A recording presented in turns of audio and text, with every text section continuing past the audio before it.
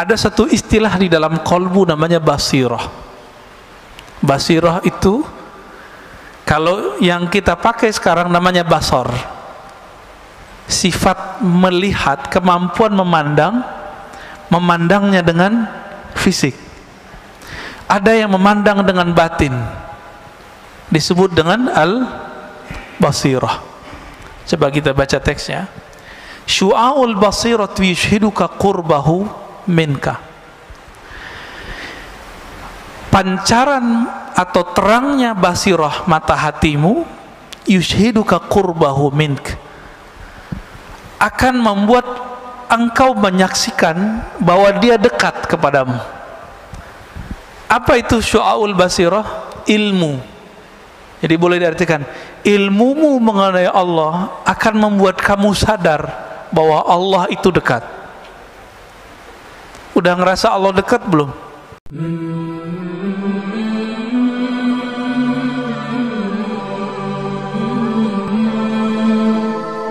Ma'siyatin wa ghaflatin wa syahwatin ar-ridha 'anil nafs. Sebelumnya mari kita baca surah Al-Fatihah. Semoga Allah membuka hati kita dan membantu kawan-kawan kita yang sakit, yang sedang berjuang dimanapun mereka berada. Al-Fatihah. A'udzubillahi minasy Bismillahirrahmanirrahim. Ya na'budu wa iyyaka nasta'in.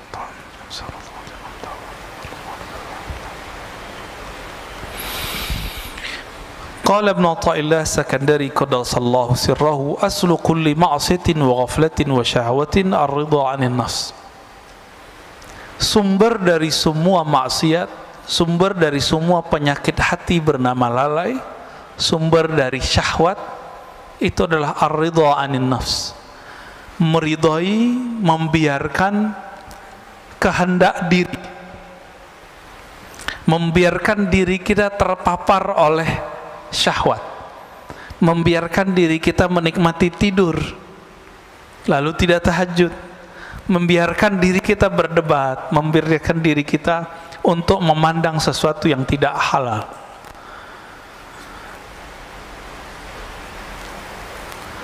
Maka man radiya an nafsihi, siapa yang ridha kepada dirinya, di saat itulah dia membuka semua inti-inti dari maksiat. Itu sebabnya Imam Sarir Sakti mengatakan 1000 setan itu nggak ada apa-apanya dengan satu nafs, jiwa. Atas dasar itulah kalau bulan puasa masih ada orang maksiat meskipun setannya sudah dibelenggu. Jadi kalau banyak orang bertanya, kan setan sudah dibelenggu. Nah, ini berarti doktrin kita salah selama ini. Maksiat itu nggak perlu ada setan. Merusak di bumi nggak perlu ada setan, Pak. Bakat alami dalam tubuh kita itu merusak. Itu bakat alami. Inilah yang dibaca oleh setan, yang dibaca oleh malaikat. Apa kata malaikat? Ya Rob, kenapa engkau menciptakan di bumi makhluk yang merusak dan membunuh? Jadi karakter jiwa kita itu sudah merusak. Dan saya sudah pernah membahas sebelumnya, jiwa ini punya karakter hewan, punya karakter buas, hewan ternak dan buas. Dengan karakter ini sudah cukup kita bermaksiat kepada Allah Subhanahu wa ta'ala. Jadi nggak perlu setan kalau mau maksiat. Bedanya setan itu menyesatkan. Nah, ini kata kunci. Jadi yang berbahaya dalam hidup kita bukan maksiat, bukan dosa, bukan zan, tapi maksiat yang berisi kepada kesesatan, pemahaman yang sesat, cara pandang yang sesat. Ini yang berbahaya. Kalau dosa, semua kita dosa, dan ini sudah digariskan oleh Allah Subhanahu wa ta'ala, sehingga muncul hadis, kullu bani adam khatta'un. Semua manusia itu pasti khata'. Apa arti khata'? Banyak salah, banyak dosa. Maka seorang manusia itu punya dosa itu biasa, Pak. Yang nggak biasa itu kalau dia sesat. Dia menyimpang dari jalan Allah Subhanahu wa ta'ala. Makanya Nabi Muhammad sallallahu alaihi wasallam itu menerima orang-orang yang berdosa. Tapi Nabi Muhammad tidak suka dengan orang-orang yang menyimpang.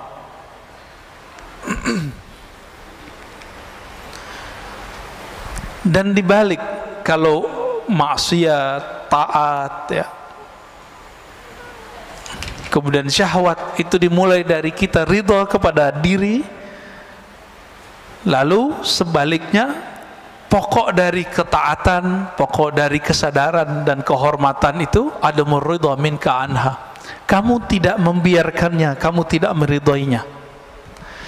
Kalau sepertiga malam terakhir jam 3 maunya badan tidur atau sujud, Pak?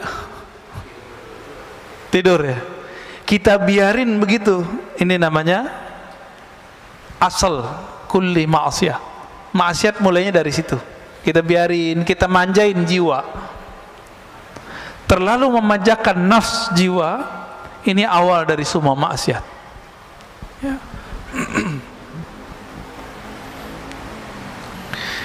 Oleh karena itu, Imam Ibnu Athaillah As-Sakandari memberikan karakter seorang mursyid. Mursyid itu bukan orang yang hebat. Mursyid itu man la yarda an nafsih. Begitu di kitabnya. Li antas haba jahidan la yarda an nafsih. Kamu berguru, bersahabat dengan seseorang yang tidak meridhoi dirinya, nafsnya, jiwanya, itu lebih baik daripada kamu berguru kepada orang yang meridhoi nafsnya, jiwanya. Maka kalau mau cari guru, carilah guru yang tidak membiarkan dirinya terpapar oleh nafs, jiwa kita, ya, kehendak-kehendak diri. Lalu beliau memberikan pertanyaan, fa'ayyu ilmin li alimin yarda an nafsi. Masih disebut alimkah orang yang alim tapi dia mengikuti hawa nafsunya? Masih disebut alim enggak? Enggak. Wa ayyu jahlin li jahilin la yarda an nafsi. Masih disebut jahilkah orang yang jahil jika dia tidak mengikuti hawa nafsunya?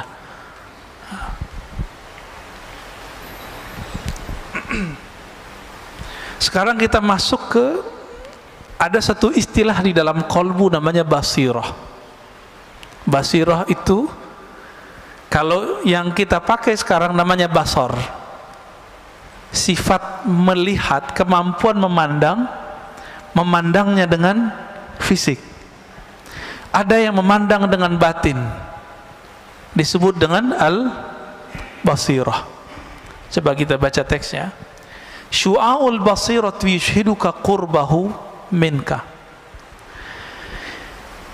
Pancaran atau terangnya basirah mata hatimu, yushhiduka qurbahu mink, akan membuat engkau menyaksikan bahwa dia dekat kepadamu. Apa itu syu'aul basirah? Ilmu. Jadi boleh diartikan, ilmumu mengenai Allah akan membuat kamu sadar bahwa Allah itu dekat. Udah ngerasa Allah dekat belum? Kalau nggak diingetin nggak ya? Kenapa kita masih suka bertawassul? Karena kita merasa jauh kepada Allah. Kalau kita merasa dekat kepada Allah, itu nggak perlu tawassul, Pak. Jadi apa rahasia tawassul sebenarnya? Karena kita nggak punya kesadaran itu. Jadi ada di Inggris dua kelompok. Jadi kelompok Sufi Asy'ariyah, Sufi terus akidahnya Ahlussunnah Asy'ariyah, didebat oleh kelompok Salafi Wahabi. Pakai ayat wa idza sa'alaka ibadi anni fa inni qarib.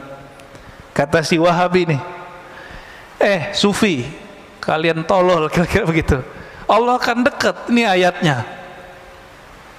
Ini ayatnya, jika hambaku bertanya mengenaiku, maka katakan dia dekat. Ngapain kamu tawassul-tawassulan segala?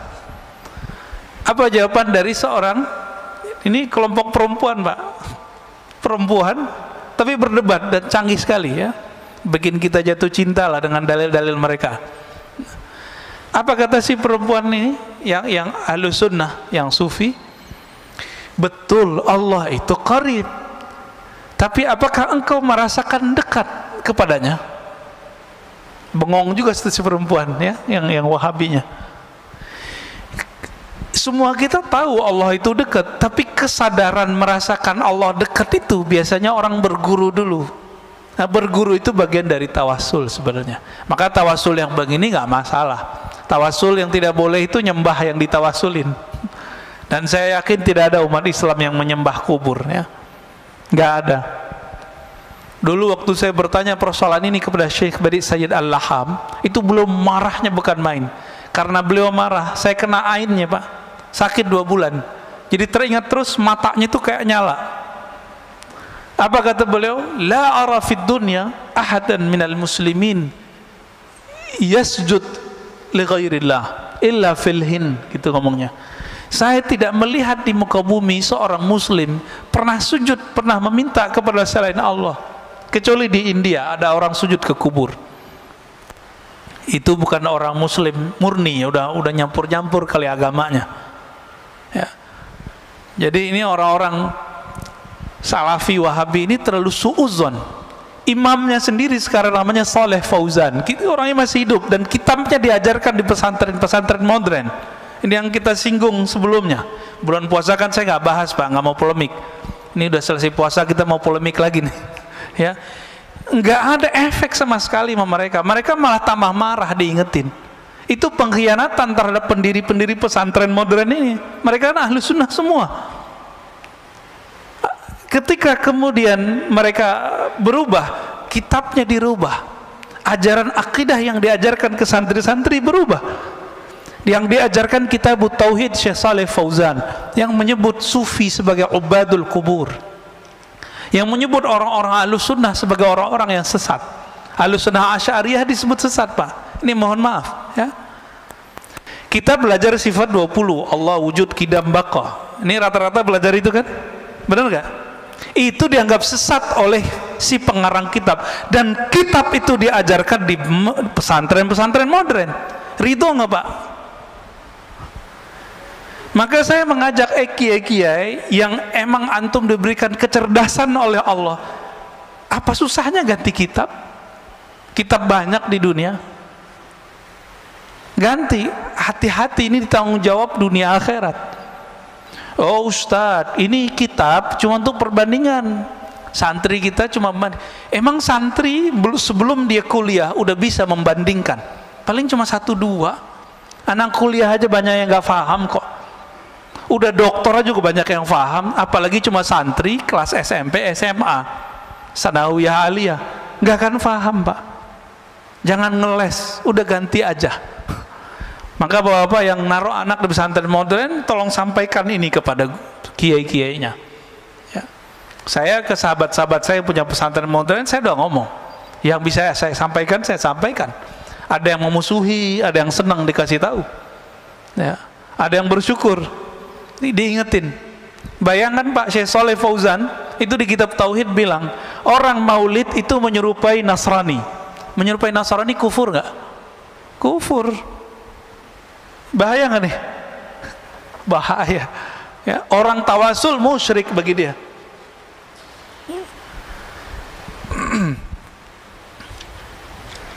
Baik. Wa ainul basirati tushhiduka adamak. Jadi ada pancaran ilmu mata hati. Jadi mata hati kalau sudah dapat ilmu, kita sadar Allah dekat. Tapi pancaran ini belum tentu membuat seseorang bisa memandang. Jika basirahnya sudah bisa merasakan memandang, tushhiduka adamak, maka ketika engkau mulai membuka mata hatimu, kata beliau, tushhiduka adamak, kamu akan merasakan bahwa dirimu itu tidak ada dibandingkan wujudnya. Jadi kita ini kalau nggak diwujudkan Allah, ada nggak? Nggak ada.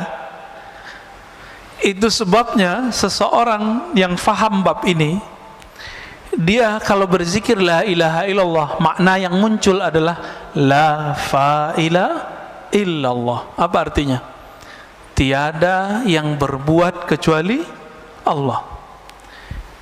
Yang berbuat ke dalam diri kita, yang berbuat kepada anak istri, keluarga, teman, negara kita, bahkan yang terjadi sekarang di Palestina, yang terjadi sekarang di Saudi, di negeri kita, itu nggak akan terjadi kecuali Allah yang pada hakikatnya menggerakkannya. Tuh, sahabat Nabi merasa munafik, masa antum merasa suci? Maka kalau dituduh orang munafik, katakan betul saya munafik.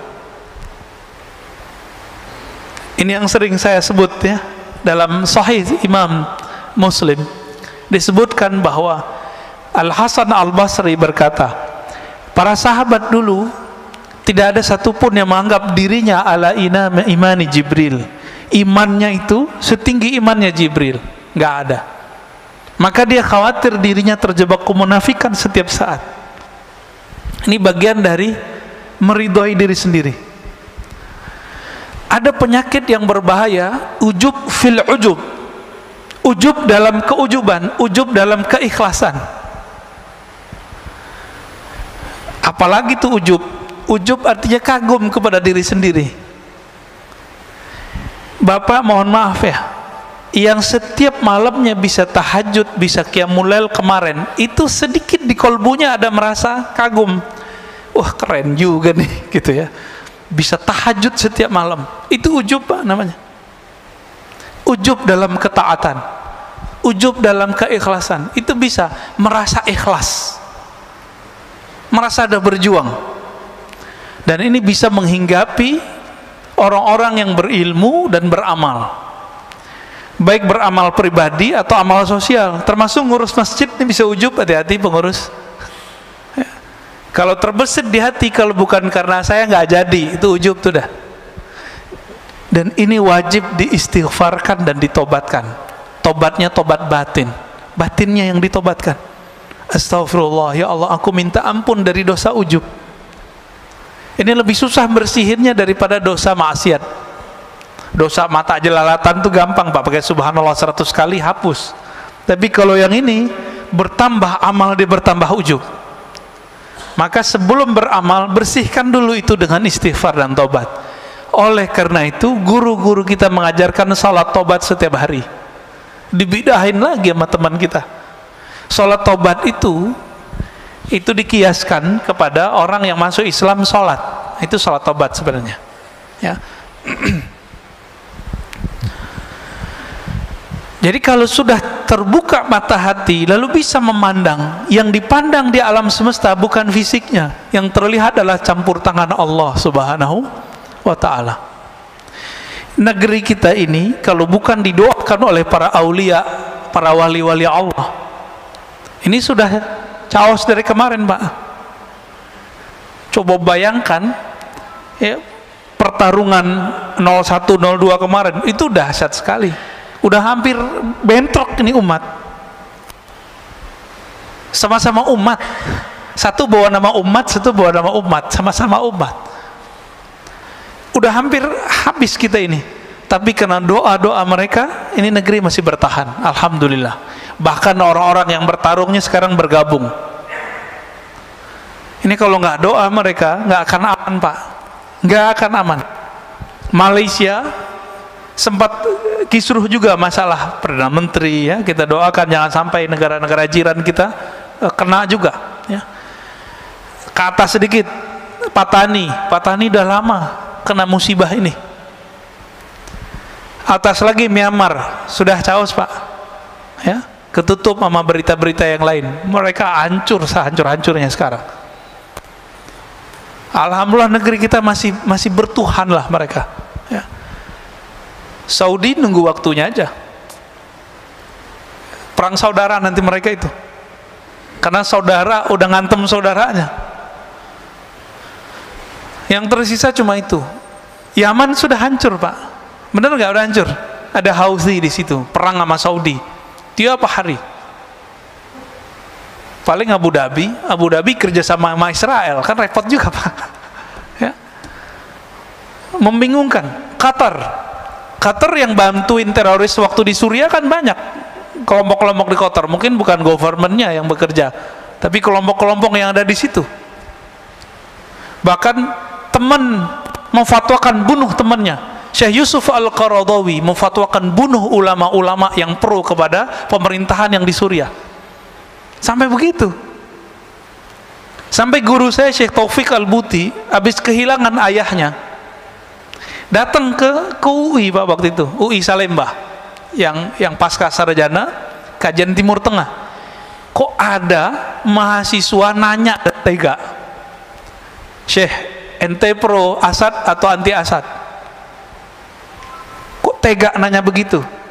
Orang lagi berkabung. Beliau itu orangnya lembut. Itu kalau bahas apa bisa nangis. Bahas bab sholat istisqa nangis. Kita udah bahas tasawuf aja nggak nangis-nangis. Bahas zikir aja nggak nangis-nangis. Beliau bahas fikih nangis Pak.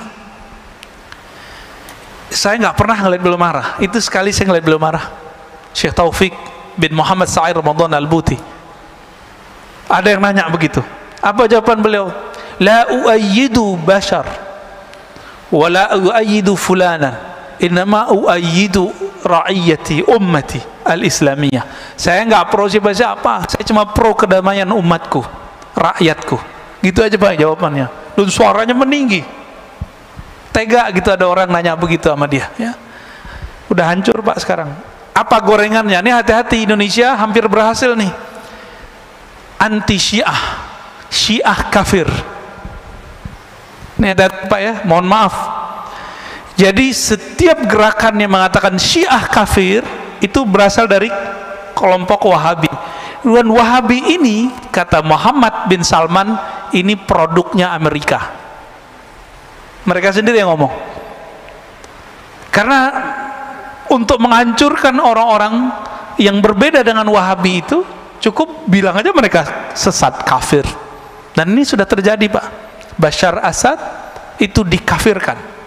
Padahal Bashar Assad itu istrinya Sunni, menteri-menterinya Sunni, tapi dia lahir di komunitas salah satu Syiah namanya Alawiyah, bukan Alawiyah yang habaib, ya. Ini beda. Meyakini salah satu ajaran namanya reinkarnasi, tapi beliaunya sudah enggak. Nah, ini gorengannya gitu di sana. Berhasil di Suriah, berhasil di Irak, berhasil. Mau dicobain di Indonesia. Saya termasuk pengkritik Syiah, tapi saya tidak mengkafirkan semua Syiah. Kita bisa adu kitab Pak, ya. Yang kafir itu namanya Syiah Ghulat. Apa arti Syiah Ghulat? Syiah ekstrim. Syiah ekstrim ini kelompok Kailaniyah, ya, Sabaiyah. Ini saya konfirmasi kepada orang-orang yang juga Syiah, mereka juga mengkafirkan kelompok itu. Kenapa? Mereka menyembah selain Allah. Syiah yang ada sekarang di Bahrain, yang ada sekarang di Iran, itu Syiah yang mana? Itu Imamiyah. Imamiyah ini juga pecah seperti Ahlus Sunnah. Ada yang ekstrim kayak Wahabi, ada Pak. Ada yang moderat, ada yang liberal, ada yang Sufi. Tapi mereka nggak menyebut Sufi, nyebutnya Irfani. Ada yang dekat ke Ahlus Sunnah. Ada namanya Zaidiyah, ini dekat ke Ahlus Sunnah. Itu ada di Yaman. Yang tokohnya sering dikutip-kutip oleh kelompok Salafi, namanya Imam Son'ani, yang nulis kitab Subulus Salam. Kita sampaikan gitu, mereka nggak percaya juga, ya. Padahal Son'ani tertulis dalam kitab-kitab Syiah Zaidiyah. Saya punya daftar ulama-ulama Zaidiyah itu. Ada lagi namanya Imam Syaukani, tapi belakangan sudah menjadi Ahlus Sunnah. Ini Syiah yang dekat ke Ahlus Sunnah. Dan sekarang muncul Syiah dari Imamiyah yang sudah mulai mencari titik temu dengan Ahlus Sunnah. Salah satunya kelompok Hizbullah yang ada di Lebanon. Pernah dengar Pak? Itu sudah mulai mendekat kepada Ahlus Sunnah. Artinya mereka menolak ajaran mencaci maki sahabat dan istri-istri Nabi. Lalu ada di Kuwait, siapa namanya? Yasir Audah, ya. Tapi Yasir Audah yang Syiah ini menolak. Sorbannya gede, warnanya putih. Lalu ada yang dari kalangan Al-Marja' Ad-Dini namanya. Marja' Ad-Dini itu di sana mujtahid. Jadi mereka itu sampai sekarang menjaga strata ulama. Di Indonesia kan nggak ada ya, tapi sebenarnya secara praktek ada. Yang boleh mengeluarkan fatwa itu disebut al-marja' ad-dini. Dokter aja nggak boleh kalau dia nggak ngikutin jalur ini. 1, 2, 3 sampai terakhir namanya al-marja' ad-dini. Namanya Sayyid Kamal Al-Haidari. Dia menolak menghujat istri Nabi, tapi mengkritisi beberapa sahabat Nabi, cuma tidak mengkafirkan dan mencaci maki. Apa kata dia? Jika Syiah itu melaknat dan mencaci maki, mengutuk, maka itu bukan Syiah yang saya anut. Ini namanya Sayyid Kamal Al-Haidari. Maka beliau ini dikafirkan oleh kelompok Syiah ekstrim. Jadi ini nasib jadi orang moderat, Pak. Nasib jadi ahlu sunnah moderat dikafirkan oleh kelompok-kelompok yang saklek. Ini baru ada laporan dari sahabat saya ya. Buku saya tentang teologi Muslim Puritan yang pernah dicetak oleh teman-teman di sini ya. Pengurus kan pernah nyetak itu ya. Tentang genealogi Salafi. Orang nggak ngerti apa-apa, dia orang umum baru hijrah. Itu baca buku saya, itu langsung bilang, "Oh, ini buku liberal." Lo liberal dari mana? Yang nulis orang ngaji hadis kok. Kajiannya itu kan kajian berdasarkan ilmu hadis juga dan ilmu akidah. Jadi bagi dia yang nggak sama dia disebut liberal. Yang paling lucu sahabat saya Ustadz Salman Al-Farisi yang punya pesantren. Antum pernah ke sana ya? Ya ada saya lihat videonya di sana tuh. Yang buat pesantren madrasah hadis Al-Fajr ya. Ruhama Al-Fajr. Pesantren agraria, dahsyat itu. Pesantren trainer. Ustadz Salman, saya tanya kemarin, "Ustadz, antum dituduh Syiah ya? Karena ngisi di Rasul." "Oh, bukan itu sebabnya. Saya," kata beliau, "dulu diminta oleh satu komunitas mengisi kajian mengenai sahabat Nabi. Karena yang ada itu anak-anak muda, yang paling cocok sama anak muda siapa? Cucunya Nabi siapa? Hasan dan Husain. Orang-orang Wahabi paling benci sama orang yang membahas Hasan dan Husain. Dianggap Syiah." Nah, itulah mulai ceritanya. Kita tahu persis ya, Ustadz Salman ini ahlu sunnah bukan 100% Pak, 1000%. Beliau khatam kutubus sittah, kitab hadis Bukhari, Muslim, Abu Daud, Tirmizi itu lebih sering daripada saya waktu dia di Mekah. Mana Salafi sekarang yang khataman Sahih Bukhari, Muslim berulang kali? Nggak ada. Dia yang khatam tuh, Ustadz Salman tuh. Nah, maka kita mikir-mikir dulu mau membidah-bidahkan orang. Kita baca hadis sudah sebanyak orang itu belum? Ya. Baik. Wa haqqul basirati syurka wujudahu la adamaka wa la wujudak. Kalau kita punya ilmu tentang Allah, kita merasa Allah dekat. Kalau mata batin dibuka oleh Allah, kita merasa bahwa Allah lah yang berbuat di alam semesta. Jika haqqul basirah disebut haqqul yakin. Yang pertama ilmu yakin, yang kedua ainul yakin, yang ketiga disebut haqqul yakin, keyakinan yang sudah hak, disebut juga haqqul basirah, sudah masuk ke dalam diri kita. Apa yang terjadi? Yushhiduka wujudahu, Allah akan tampakkan bahwa dia benar-benar ada, sehingga kamu tidak merasa ada dan juga tidak merasa tiada. Ini maksudnya apa itu kalimatnya? Kita nggak merasa ada dan nggak merasa tiada. Jadi kalau yang level 2 kita merasa tiada. Merasa tiada berarti masih ada perasaan dong. Nah, perasaannya ini sendiri hilang. Perasaan-perasaannya pun hilang. Inilah yang terjadi kalau orang begini, rasa di kolbunya menguasai otaknya, lalu turun ke lidahnya, jadilah seperti Al-Hallaj. Apa kata Al-Hallaj? Ma fi jubbati ilallah, dalam jubahku hanya ada Allah. Dia lagi sakar, lagi mabuk. Mabuk bukan karena wine, mabuk karena cahaya-cahaya ma'rifat meliputi dirinya. Orang lagi kasmaran jatuh cinta nggak? Lagi kasmaran jatuh cinta, ketika jatuh cinta kepada pasangannya, setiap kali melihat perempuan atau laki-laki lawan jenis, itu dia merasa ada wajah pasangannya di situ. Ya. Saya waktu dulu pernah senang sama seseorang, itu ketika bercermin nggak kelihatan muka saya, Pak. Percaya nggak? Saya ngeliat muka dia. Apakah di cermin itu muka dia? Enggak. Jadi pikiran kita ketutup oleh rindu kepadanya. Itu rindu ke makhluknya bisa begitu, Pak. Apalagi kepada Khalik. Ini yang terjadi pada salah satu wali di Jawa, Syekh Siti Jenar. Jadi kalau antum sudah faham apa yang terjadi pada Syekh Siti Jenar, maka jangan kafirkan Syekh Siti Jenar. Dia sedang tenggelam dalam lautan keesaan Allah Subhanahu wa ta'ala, sehingga dia nggak menyaksikan dirinya ada ataupun tiada, nggak ada dirinya.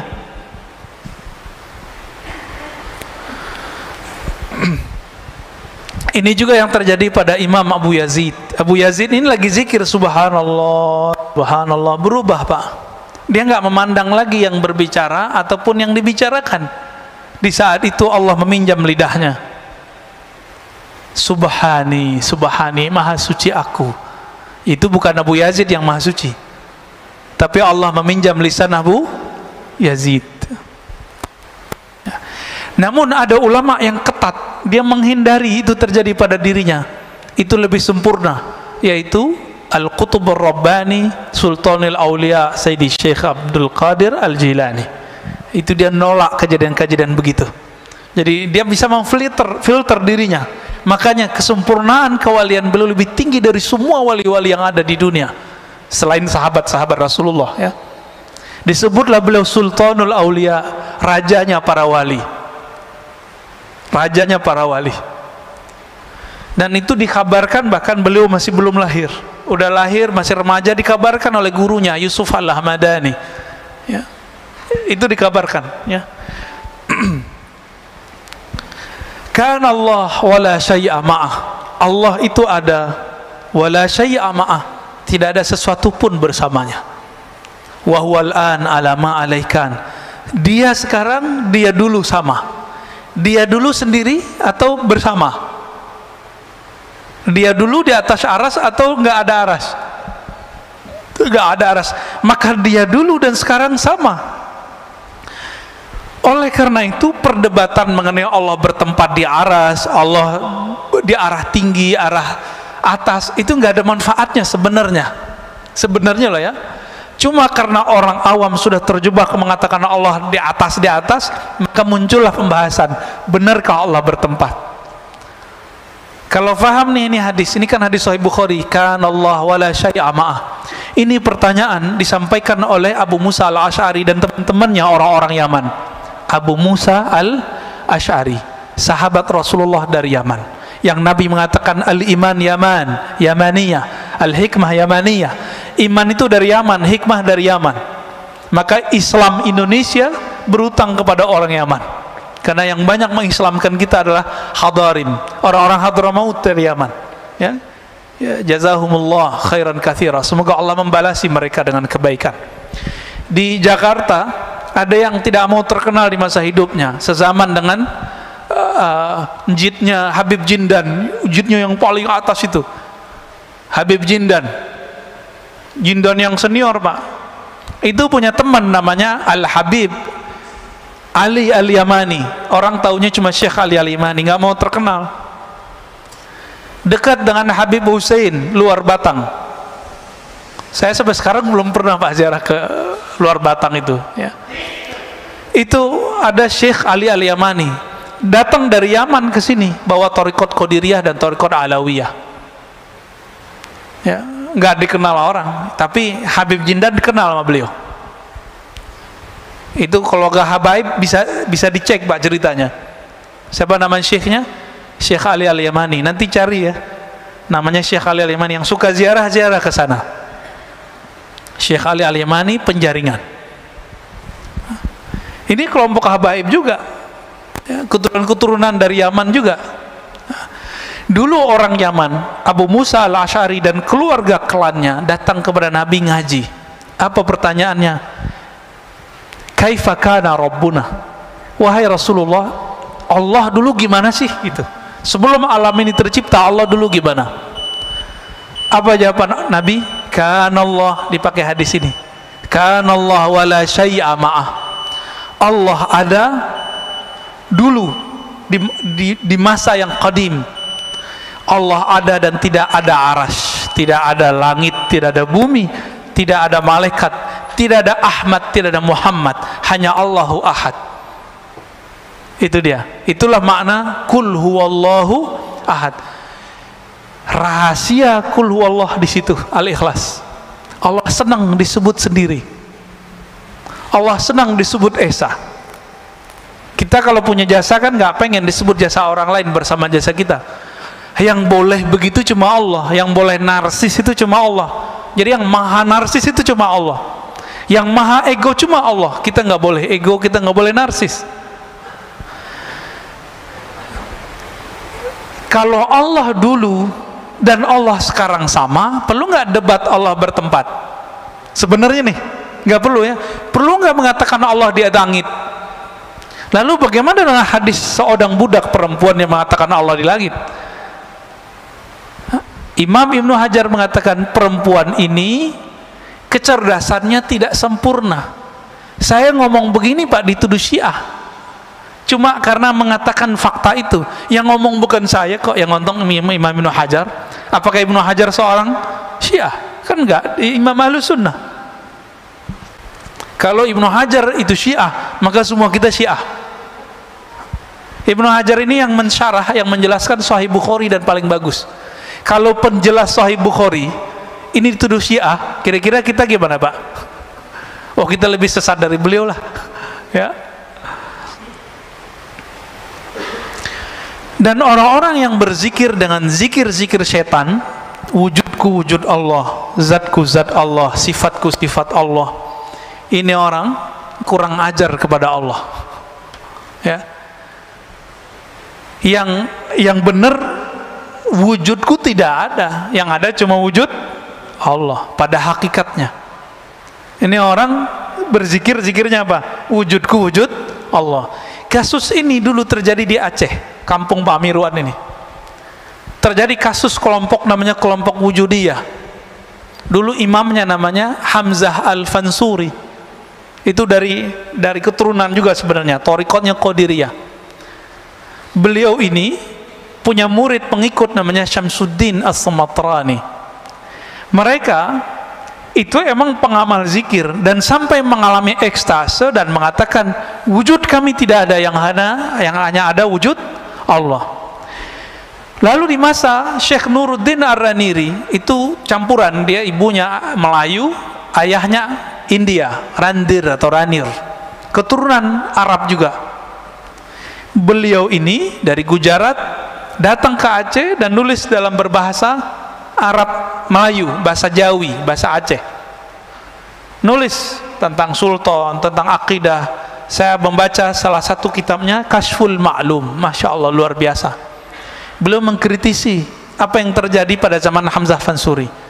Karena menurut beliau, orang ngomong wujudku wujud Allah, ini dia belum nyampe kepada masa ekstase seperti Al-Hallaj dan yang lain-lain, Abu Yazid. Maka mengatakan itu haram. Jadi Bapak Saudara makan Allah, kapan seseorang boleh mengatakan wujudku tidak ada, yang ada wujud Allah? Dia kalau sudah sampai di hakul yakin. Tapi kalau kayak kita ini, kita kan baru sampai di hakul ilmu yakin, teori bertuhan. Ilmunya dalil, mana dalilnya? Orang seperti ini haram mengatakan tiada ada wujud kecuali wujud Allah. Sisa ajaran ini dipakai oleh Kartosuwiryo. Dia ajarkan ke santri-santrinya waktu berjuang. Santri-santrinya yang sekarang zikirnya begitu, padahal makomnya belum nyampe. Sekarang kan masih ada tuh NII, DII. Mereka punya khalifah sendiri Pak, punya amir sendiri, punya menteri sendiri. Sekarang cuma sebatas tradisi, struktur masyarakat. Saya dengar salah satu muridnya ngomong, la ilaha illallah tu la wujuda illallah, la mawjuda illallah, tiada yang wujud kecuali Allah. Ini kan gawat. itu nggak boleh dilafazkan kecuali sudah nyampe. Ya, jadi kalau sudah merasakan bahwa kita ini ada karena diadakan Allah, berarti baru ilmu yang pertama. Belum boleh ngomong wujud saya, wujud Allah. Kalau yang kedua, yang berbuat hanya Allah. Yang ketiga, tiada wujud dan tiada juga ketiadaan itu kecuali hanya Allah Subhanahu wa ta'ala. Semoga pusing. Udah syuruk Pak, kali mau ada yang ditanya, mau diskusikan, silakan. Ini ada permintaan doa dari sahabat kita Pak Asmar ya, dekat sini ya, Pak Asmar Haris, anaknya di Aceh sekarang sedang opname, sedang sakit. Saya mohon Bapak Ibu keikhlasannya untuk mendoakan kiriman Fatihah ya. Al-Fatihah ila ruhi waladih wa jismih awliya pradipta. Al-Fatihah. Bismillahirrahmanirrahim. Siratal ladzina an'amta 'alaihim. Yaqil Fatihah wasir Fatihah. Amin. Sallallahu alaihi. Ya, silakan. Terima kasih. Assalamualaikum warahmatullahi wabarakatuh. Assalamualaikum. Memahami apa yang Ustaz sampaikan tadi ya cukup memusingkan, betul, cukup pusing. Jadi namun dalam ini kita tetap berusaha bagaimana untuk bisa mendapatkan pemahaman yang lebih jelas untuk lebih mendekatkan diri kita kepada Allah. So tadi dikatakan ada ilmu, kemudian ada di amal, kemudian yang paling tinggi itu adalah hakul yakin. Ini adalah yang melihatnya basiroh. Jadi bagaimana kita untuk bisa mewujudkan basiroh ini dalam diri? Apakah basiroh itu bisa diwujudkan di dalam diri kita untuk bisa meningkatkan pendekatan kita kepada Allah Subhanahu wa ta'ala? Bagaimana? Kira itu sebentar. Terima kasih. Assalamualaikum warahmatullahi wabarakatuh. Assalamualaikum warahmatullahi wabarakatuh. Caranya dengan riyadhah dan mujahadah Pak. Apa arti riyadhah? Mengulang-ulang zikir yang diberikan guru, lalu mujahadah bersungguh-sungguh, dan yang ketiga ma'rifat, berma'rifat, berilmu, dan yang paling cepat tuh yang nomor 3, paling cepat. Maka kajian-kajian ma'rifatullah mestinya sekarang sudah nggak jadi aib lagi. Sudah nggak malu-malu lagi orang ngaji ma'rifatullah. Kajian kitab ini, kitab Al-Hikam adalah salah satu mengarah ke sana. Mengarah ke ilmu ma'rifatullah, mengenal Allah Subhanahu wa ta'ala. Ya, dia bicarakan Allah aja. Bicarakan Allah, hubungan kita dengan Allah, masalah kita dengan Allah, itu Pak. Nanti muncul sendiri itu. Tapi karena ngajinya cuma sekali sebulan, susah Pak. Saya nggak minta jadwal lagi Pak ya, udah nggak ada jadwal lagi, udah cukup udah 2 kali ya. Udah ada risalah Kusyairiyah, udah ada hikam, itu udah cukup ya. Bahkan kalau perlu sekali juga nggak apa-apa ya. Kalau saya ngaji 2 kali seminggu, ngaji ma'rifatullah, belum lagi kita buat kajian sendiri di Ribat, itu bisa 3 kali, bisa 4 kali Pak. Ma'rifatullah itu melahirkan rindu kepada Allah Subhanahu wa ta'ala. Kalau ada rindu, masa sekali seminggu doang, sekali sebulan doang? Nggak mungkin. Bisa maunya tiap hari kita ngomongin Allah. Itulah yang terjadi nanti pada ahli surga ketika mereka sudah bosan dengan nikmat seksual, udah bosan dengan nikmat makan dan minum, nikmat main-main, ngegame. Di sono kita terbang langsung Pak. Semua yang ada di game-gamenya antum tuh ya itu nanti ada semua tuh Indra, ada semua nanti di sono. Yang dibayangkan orang bisa pindah-pindah planet, nanti di sono bisa semua. Nanti orang bosen, ada kejenuhan yang nggak tahan. Makanya Allah muliakan ahlul firdaus. Orang firdaus ini karena mereka menjaga ma'rifatullahnya pagi dan sore. Dia zikir pagi, zikir sore, subuh, maghrib. Itu dia tunggu dan dia merindukan. Setiap kali kita merindukan Allah, sebanyak itulah nanti kita merindukannya dan diberikan ru'yatullah nanti di surga. Jadi siapa yang Allah perlihatkan dirinya nanti di surga? Itu orang-orang yang setiap mau subuh dia rindu ke masjid, mau ketemu Allah di masjid. Allah bukan di masjid, ini cuma media aja. Mau maghrib dia datang. Maka Ibnu Umar mengatakan, kami sahabat Rasulullah nggak ada tuh datang ke masjid udah azan, nggak ada. Kami datang dan rindu kepada Allah, rindu kepada Rasulullah. Kami berduyun-duyun masuk masjid, macet tuh Pak. Kalau zaman sekarang udah macet duluan tuh. Sebelum maghrib itu udah rame masjid, sebelum subuh udah rame masjid. Mereka dulu begitu sahabat Rasulullah. Maka Allah kasih rahasia mereka ini, dan sampai zaman sekarang siapa yang menjaga dua waktu ini, Allah akan memperlihatkan dirinya melepas semua kerinduan ahli surga Firdaus 2 kali sehari, semalam, pagi sore.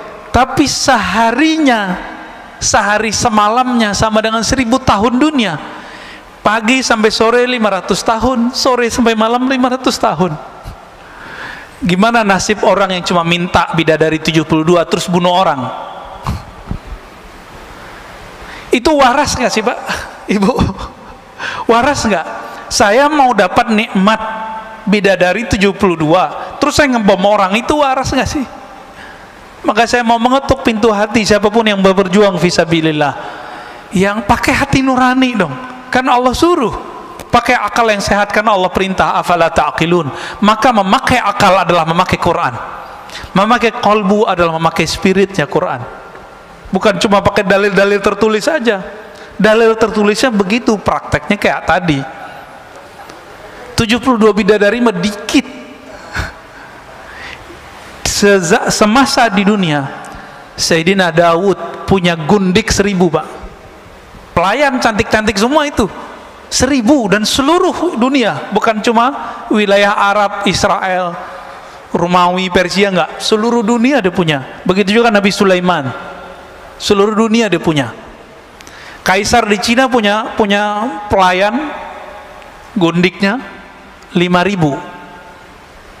Nggak sempat menggang kali ya, kubur meninggal.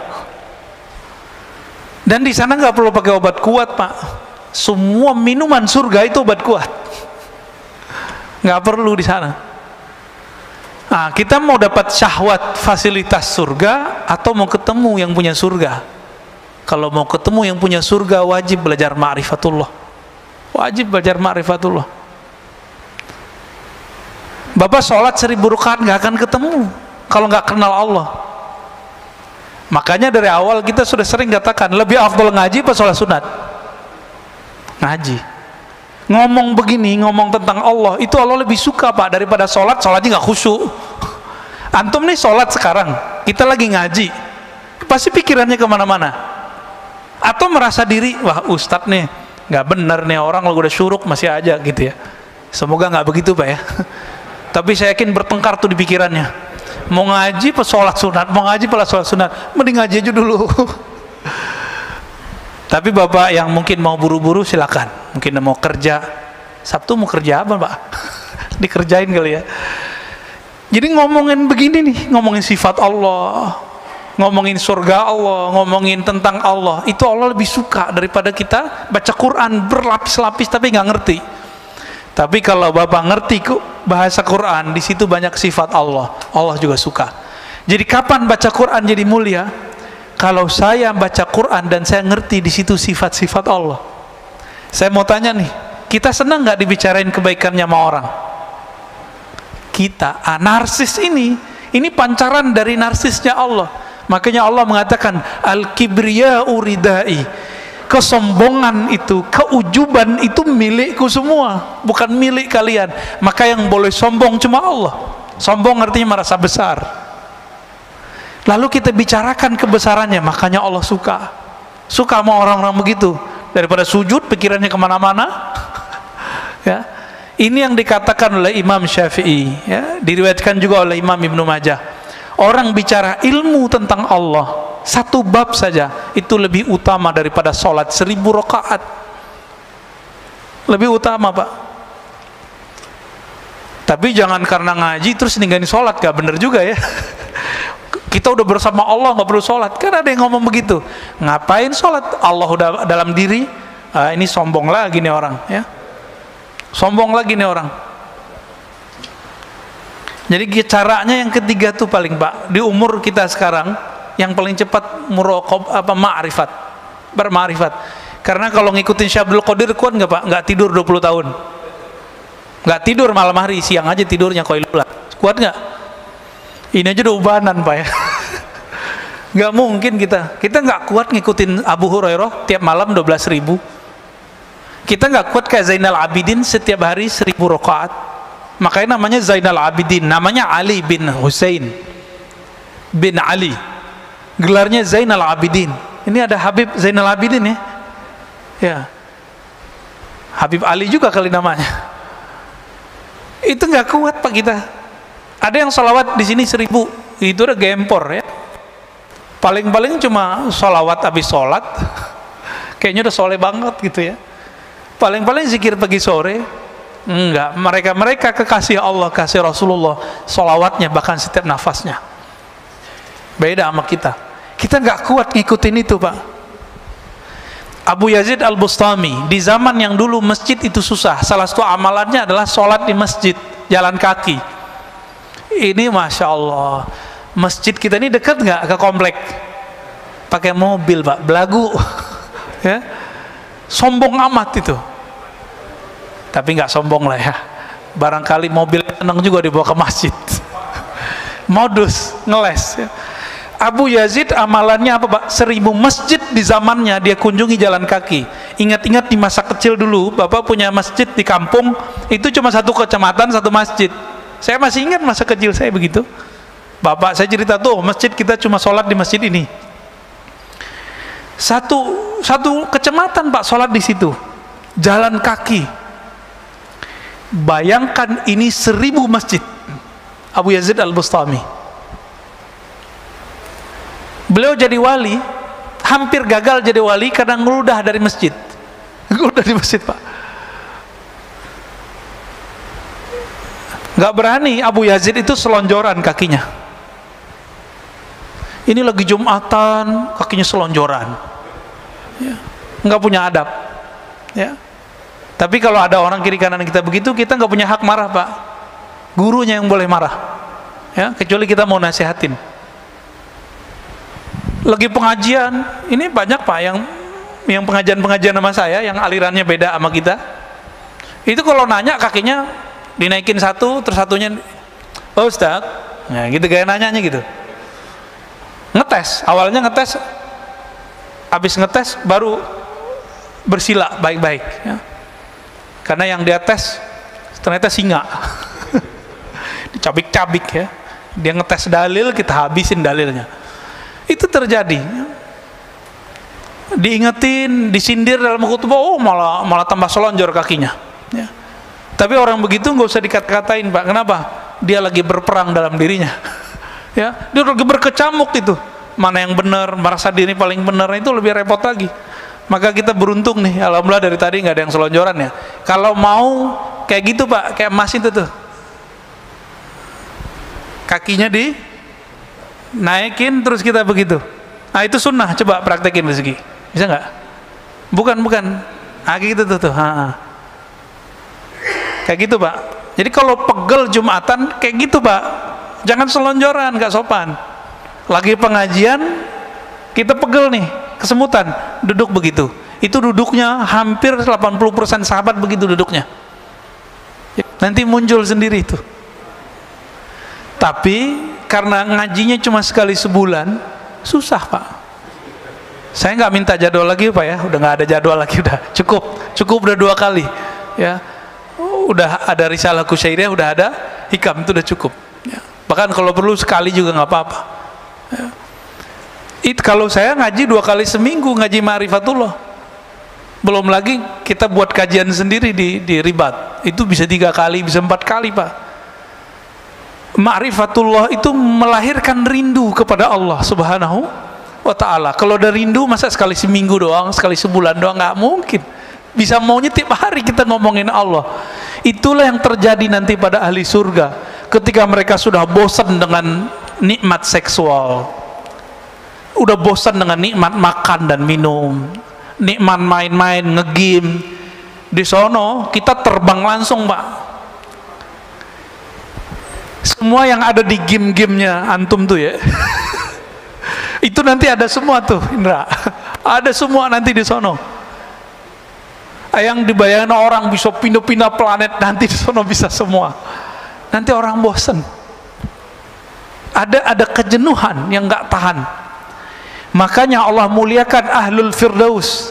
Orang firdaus ini karena mereka menjaga ma'rifatullahnya pagi dan sore. Dia zikir pagi, zikir sore, subuh, maghrib. Itu dia tunggu dan dia merindukan. Setiap kali kita merindukan Allah, sebanyak itulah nanti kita merindukannya dan diberikan ru'yatullah nanti di surga. Jadi siapa yang Allah perlihatkan dirinya nanti di surga? Itu orang-orang yang setiap mau subuh dia rindu ke masjid, mau ketemu Allah di masjid. Allah bukan di masjid. Ini cuma media aja.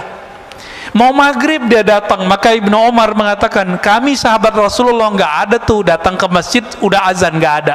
Kami datang dan rindu kepada Allah, rindu kepada Rasulullah. Kami berduyun-duyun masuk masjid, macet tuh, Pak. Kalau zaman sekarang udah macet duluan tuh. Sebelum maghrib itu udah rame masjid, sebelum subuh udah rame masjid. Mereka dulu begitu sahabat Rasulullah. Maka Allah kasih rahasia mereka ini, dan sampai zaman sekarang siapa yang menjaga dua waktu ini, Allah akan memperlihatkan dirinya melepas semua kerinduan ahli surga firdaus 2 kali sehari, semalam, pagi sore. Tapi seharinya, sehari semalamnya sama dengan 1000 tahun dunia. Pagi sampai sore 500 tahun, sore sampai malam 500 tahun. Gimana nasib orang yang cuma minta bidadari 72 terus bunuh orang? Itu waras nggak sih, Pak? Ibu, waras nggak? Saya mau dapat nikmat bidadari 72 terus saya ngebom orang, itu waras nggak sih? Maka saya mau mengetuk pintu hati siapapun yang berjuang fisabilillah, yang pakai hati nurani dong. Kan Allah suruh pakai akal yang sehat, karena Allah perintah afala ta'qilun. Maka memakai akal adalah memakai Quran, memakai qalbu adalah memakai spiritnya Quran. Bukan cuma pakai dalil-dalil tertulis saja. Dalil tertulisnya begitu, prakteknya kayak tadi 72 bidadari mah dikit. Semasa di dunia Sayyidina Daud punya gundik 1000, Pak. Pelayan cantik-cantik semua itu 1000, dan seluruh dunia, bukan cuma wilayah Arab, Israel, Romawi, Persia, enggak, seluruh dunia dia punya. Begitu juga Nabi Sulaiman, seluruh dunia dia punya. Kaisar di Cina punya pelayan gundiknya 5000. Nggak sempat menggang kali ya, kubur meninggal. Dan di sana nggak perlu pakai obat kuat, Pak. Semua minuman surga itu obat kuat, nggak perlu di sana. Nah, kita mau dapat syahwat fasilitas surga atau mau ketemu yang punya surga? Kalau mau ketemu yang punya surga, wajib belajar ma'rifatullah, wajib belajar ma'rifatullah. Bapak sholat 1000 rakaat nggak akan ketemu kalau nggak kenal Allah. Makanya dari awal kita sudah sering katakan, lebih afdal ngaji apa sholat sunat? Ngaji. Ngomong begini, ngomong tentang Allah, itu Allah lebih suka, Pak, daripada sholatnya nggak khusyuk. Antum nih sholat sekarang, kita lagi ngaji, pasti pikirannya kemana-mana. Atau merasa diri, wah ustadz nih nggak benar nih, orang lo udah syuruk masih aja gitu ya. Semoga nggak begitu, Pak ya. Tapi saya yakin bertengkar tuh di pikirannya. Mau ngaji pas sholat sunat, mau ngaji pas sholat sunat, mending ngaji aja dulu. Tapi bapak yang mungkin mau buru-buru silakan. Mungkin mau kerja, Sabtu mau kerja apa, Pak? Dikerjain kali ya. Jadi ngomongin begini nih, ngomongin sifat Allah, ngomongin surga Allah, ngomongin tentang Allah, itu Allah lebih suka daripada kita baca Quran berlapis-lapis tapi nggak ngerti. Tapi kalau bapak ngerti bahasa Quran, di situ banyak sifat Allah, Allah juga suka. Jadi kapan baca Quran jadi mulia? kalau saya baca Quran dan saya ngerti di situ sifat-sifat Allah, saya mau tanya nih, kita senang nggak dibicarain kebaikannya sama orang? Kita, narsis ini pancaran dari narsisnya Allah. Makanya Allah mengatakan al-kibriya'u ridai, kesombongan itu, keujuban itu milikku semua, bukan milik kalian. Maka yang boleh sombong cuma Allah. Sombong artinya merasa besar. Lalu kita bicarakan kebesarannya, makanya Allah suka sama orang-orang begitu. Daripada sujud pikirannya kemana-mana.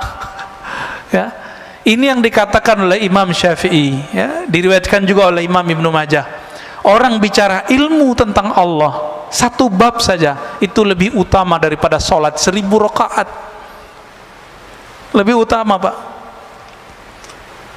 Tapi jangan karena ngaji terus ninggalin sholat, gak bener juga ya. Kita udah bersama Allah, nggak perlu sholat. Kan ada yang ngomong begitu, ngapain sholat, Allah udah dalam diri. Ini sombong lagi nih orang, ya. Sombong lagi nih orang. Jadi caranya yang ketiga tuh paling, Pak, di umur kita sekarang yang paling cepat muraqab ma'rifat, berma'rifat.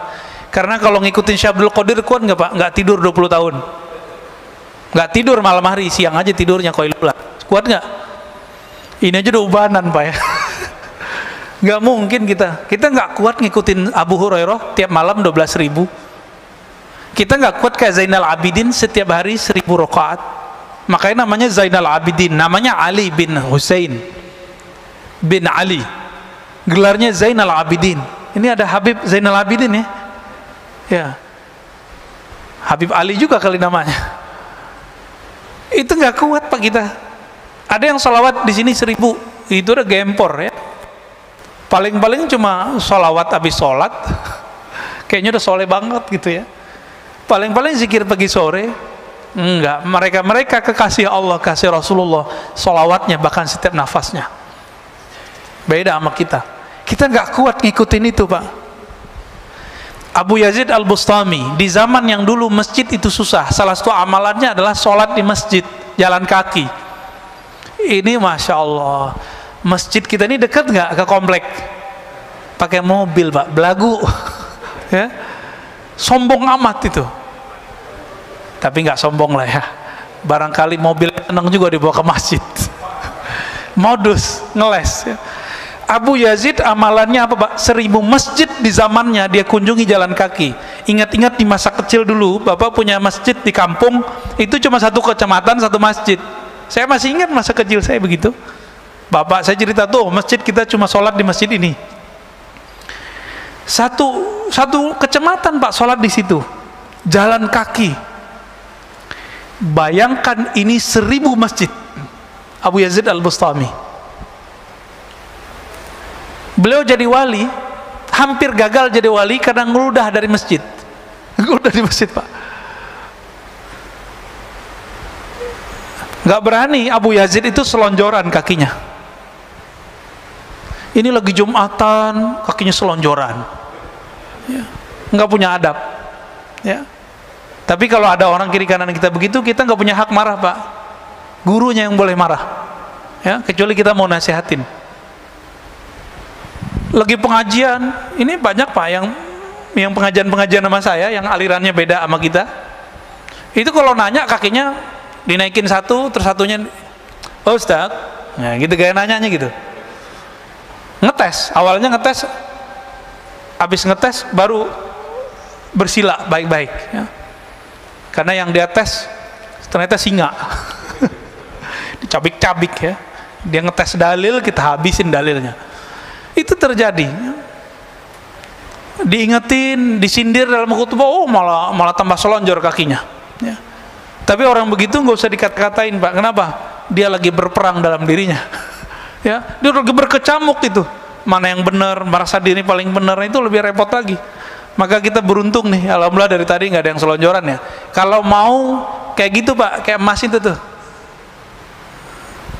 kakinya dinaikin terus kita begitu. Nah itu sunnah, coba praktekin rezeki. Bisa nggak? Bukan. Kayak gitu tuh. Kayak gitu, Pak. Jadi kalau pegel Jumatan kayak gitu, Pak. Jangan selonjoran, nggak sopan. Lagi pengajian Kita pegel nih, kesemutan, duduk begitu. Itu duduknya hampir 80% sahabat begitu duduknya.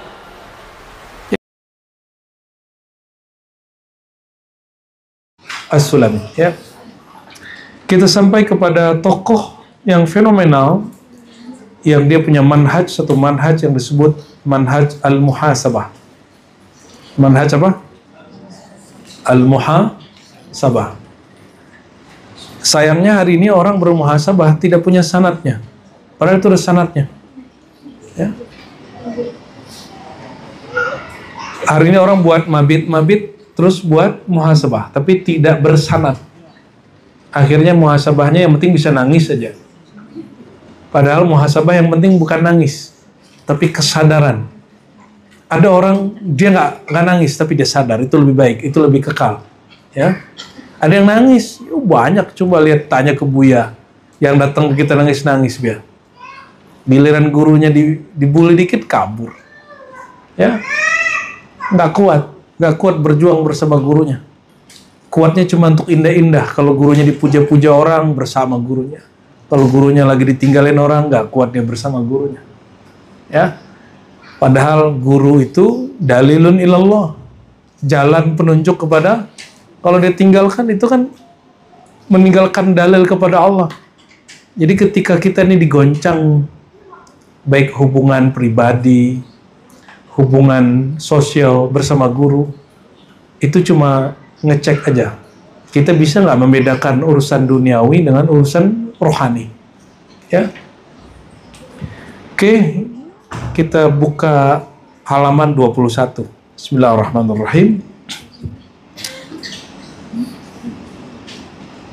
Al-Harits Al-Muhasibi, beliau wafat 243 Hijriah, 2 tahun setelah Imam Ahmad bin Hanbal Hanbali, ya. Wa minhum Abu Abdullah Al-Harits bin Hasan Al-Muhasibi min ulama'i masyayikhil qaum bi ulum al-zahir wa ulum al-muamalat wal isyarat. Di antara para sufi dari kalangan salafus saleh adalah Imam Abu Abdullah Al-Harits bin Asad Al-Muhasibi. Kenapa disebut muhasibi? Dia bermuhasabah setiap malam, ya. Min ulama'i masyayikhil kaum di situ sufi adalah ulama masyayikh sufi yang mengerti ilmu zahir, ilmu muamalat, ilmu isyarat. Dan dia punya kayak kota kepekumbuh gitu ya kan ya. Kayak kota Tuban gitu enggak? Itu kota di kabupaten Baghdad itu setara dengan New York hari ini. Kebayang nggak? Semua barang ada di situ, maksiat ada di situ, hikmat di situ, makrifat juga di situ. Orang zalim ada di situ, orang adil di situ. Itu Baghdad zamannya. Jadi orang kalau datang ke Baghdad itu langsung dijamin keamanannya. Mereka disebut Darussalam. Ya, dibangun oleh pemerintahan Abbasiyah yang memindahkan dari Damaskus. Damaskus itu kota orang Romawi yang ada di Suriah. Makanya namanya pakai Damaskus. Kalau bahasa Arabnya kan Dimashq. Ya. Pimpinannya dulu Heraklius. Dan kemudian di zaman Sayyidina Ali itu tempat dikuasai oleh Muawiyah, ya. Tapi nggak ada nama Muawiyah kan ya. Muawiyah gitu nggak ada kan. Wahuwa min ahli Basrah, tapi dia bukan orang Basrah. Dia bukan orang Baghdad, dia orang Basrah. Tahu Basrah? Di mana Basrah? Ya, timur apa selatannya? Ya, selatan Baghdad atau timurnya Baghdad? Bawahnya jauh sekali tuh. Ya, kita kesampaian nggak ntar itu di itinerarinya? Basrah. Mantap. Di situ ada Sayyidina Al-Hasan Al-Basri. Al-Hasan Al-Basri lahir di Madinah, tapi dia mengikuti guru-gurunya kalangan sahabat di Basrah, menjadi ustadz di Basrah. Kenapa dia pilih Basrah? Karena Kufah, kota Sayyidina Ali, udah jadi kota fitnah setelah beliau meninggal.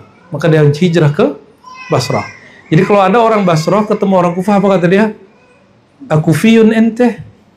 Itu maksudnya kamu orang suka gosip ya, orang suka hoax. Jadi orang Kufah itu dulu kota hoax. Kota hoax. Ya, kayaknya seperti kayak kota Jakarta hari ini lah ya. Jakarta itu kan hari ini jadi kota hoax. Mantan menteri aja terima hoax kan. Mata di Baghdad sana 43 wa 200, ya, wafat 243. Untuk apa kita tahu tarikh wafat? Tarikh tahun sejarah, supaya kita tahu nih orang hidup tahun kapan, masa apa, pemerintahan siapa, kok bisa dia sebijak itu. Atau ada dia melarang sesuatu atau nyuruh sesuatu, kita tahu alasannya karena apa. Contoh, di masa Bani Umayyah, itu para ahli hadis bilang, la tatruku babal umara, jangan kamu datang ke rumah pengusaha. Gimana? Apakah itu berlaku pada Ibnu Syihab Zuhri? Ya, Ibnu Syihab Zuhri ada di istana. Tanpa dia nggak ada Sahih Bukhari hari ini. Ternyata zaman itu ahli hadis yang dia berseberangan politik, dia melihat kalau ada orang masuk ke istana itu akan mencoba menjilat ke pemerintah lalu memutar balik hadis. Jadi tidak semua orang yang dekat ke istana itu orang-orang yang jahat, ya. Insya Allah kita lihat ada beberapa ulama kiai baik muda ataupun tua dideketin oleh pemerintah atau dia mendekati pemerintah, kita doakan kolbunya kolbu bercahaya. Ya, dulu waktu Kiai Hashim Muzadi ditanya kenapa Anda aktif di pemerintahan, mendekati pemerintah, jawaban dia, ya orang kayak kamu menjauh. Terus kalau dia nggak ditemenin, terus siapa kiai yang bersama dia? Ya udahlah, aku kayak aku aja katanya. Ya akhirnya itu terjadi ya. Jadi kalau ada riwayat-riwayat begitu, itu mesti dipahami secara massa, tidak semua ya. Kiai Ma'ruf Amin, wakil presiden, dia di lingkaran ring 1, ring 2. Apa kamu ngulangi keulamannya? Tidak. Kan ada yang ngomong gini, ini jamaah, ini katanya asu aja, tapi suul adab sama kiai. Udah tua, bini muda, masih nafsu sama jabatan. Itu orang asal ngomong aja. Ya, dia nggak tahu Sayyidina Utsman jadi khalifah umur 70. Umur berapa? 70, so, nggak ada masalah. Orang 70 kalau aktif berpikir, kurangi makan karbo, kurangan yang sehat, insya Allah aman itu. Ya, otaknya sehat. Kalau ingin bunuh orang tua, jangan aktifkan dia. Suruh aja duduk, sampai stroke dia. Pengajian, dia mikir, dia nulis, dia ngocehin, dia nonton berita terus bilang apa ini berita ini, apa? Nah itu bagus itu, otaknya jalan itu, ya biarin aja begitu, jangan biarin otak dia tidur. Ini sekali nih tidur, otak kita bisa jadi mengkerut, ya. Jadi kalau ini yang mudah-mudahan ini punya emak, punya bapak, punya kakek, suka komentarin berita, ngomongin ustadz juga nggak apa-apa, biarin aja.